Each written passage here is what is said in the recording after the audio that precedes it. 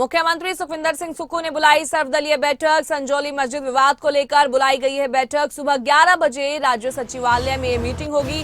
संजौली मस्जिद विवाद की स्थिति पर चर्चा की जाएगी। प्रदेश में शांति बनाए रखने के लिए सुझाव लिए जा सकते हैं। इस वक्त की बड़ी जानकारी आपकी टीवी स्क्रीन पर है।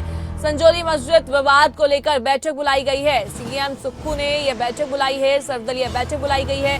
संजौली मस्जिद विवाद को लेकर बुलाई गई बैठक। जो समय है बैठक का वो सुबह 11 बजे राज्य सचिवालय में मीटिंग बुलाई गई है। संजौली मस्जिद विवाद पर स्थिति पर चर्चा की जाएगी। इस खबर पर हमारे साथ ज्यादा जानकारी के लिए शिमला से ब्यूरो प्रदीप ठाकुर जुड़ गए हैं। प्रदीप, बैठक बुलाई गई है, सीएम सुक्खू ने क्या कुछ जानकारी है बैठक को लेकर, विस्तार से जानकारी दीजिए। जी प्रदीप। बिल्कुल, देखिए, जो संजौली मस्जिद विवाद है उसके बाद जो स्थिति उत्पन्न हुई है उसको देखते हुए इस बैठक को बुलाया गया है, इस तरह की जानकारी है। और मुख्यमंत्री ने इस बैठक को बुलाया और सभी दलों के जो अध्यक्ष हैं, उनके सीनियर लीडर्स हैं, उनको बैठक के लिए बुलाया गया है।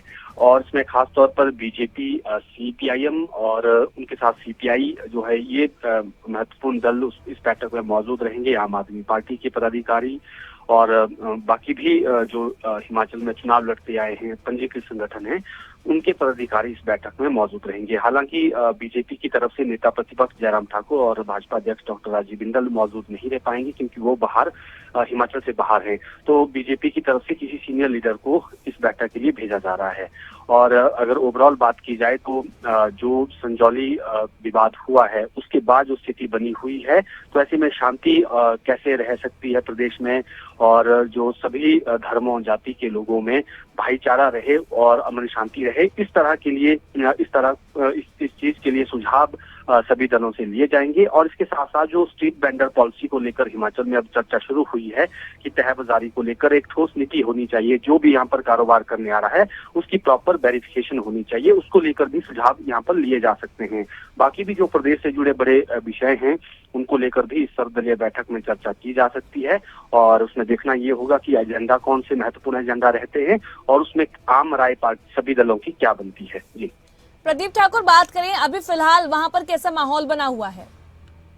बिल्कुल, देखिए, अगर संजौली की बात करें तो माहौल बिल्कुल शांत है। और जिस तरह से पिछले कल मस्जिद कमेटी के जो पदाधिकारी है उन्होंने पहल की और खुद से कहा और एमसी कमिश्नर के पास बाकायदा लिखित में उन्होंने जो है अपील की है कि जो वो अवैध ढांचा अगर लग रहा है तो अगर आप हमें आदेश देते तो हम उसको खुद तोड़ देंगे।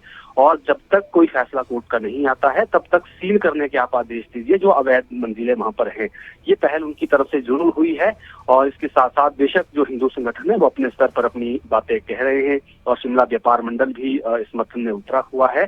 तो ऐसे में अब जो सारी चीजें हो रही हैं, सरकार के स्तर पर भी अब एक्सरसाइज हो रही है और बाकी जो सामाजिक लोग हैं, समाज में जो शांति चाहते हैं, वो लोग भी अब आगे आए हैं और अपने स्तर पर इस सौहार्द को बनाए रखें। क्योंकि यहाँ पर जो विषय मस्जिद का है उसमें जो लोकल मुस्लिम हैं, जो सालों से यहाँ पर रह रहे हैं, उनके साथ किसी का कोई विवाद नहीं है और ना ही उनको लेकर किसी प्रकार की किसी भी जो चाहे संजौली के लोग हैं या आसपास के लोग हैं, उनको उनसे किसी तरह की दिक्कत है। केवल दिक्कत तब हुई जब बाहर से लोग यहाँ पर इंटरफेयर हुए और उनकी इंटरफेरेंस यहाँ पर बढ़ी और बिना वेरिफिकेशन यहाँ पर मस्जिद में भी रुकने लग गए थे और उस तरह से कहीं ना कहीं जो शांति है वो भंग हुई थी और वो हिंदू समाज के लोगों ने उसे स्वीकार नहीं किया। वहां से ये विवाद बढ़ा था। हालांकि जो स्थानीय लोग हैं मुस्लिम, सालों से यहाँ पर रह रहे हैं, चाहे शिमला में रह रहे हैं या आसपास के क्षेत्रों में रह रहे हैं, उनके साथ वही पुराना वाला भाईचारा सौहार्द जो है वो बना हुआ है। लेकिन अब जो बात शुरू हुई है कि अब जो तहबाजारी के लिए यानी कारोबार के लिए लोग बाहर से कुछ आ रहे हैं, कुछ लोग कुछ स्पेशल इंटेंशन के साथ आ रहे हैं, उन लोगों को कैसे रोका जा सके, तो उनको लेकर अब काम किया जा रहा है। जी प्रदीप ठाकुर, आपने तमाम जानकारी दी। तमाम जानकारी के लिए बहुत बहुत शुक्रिया।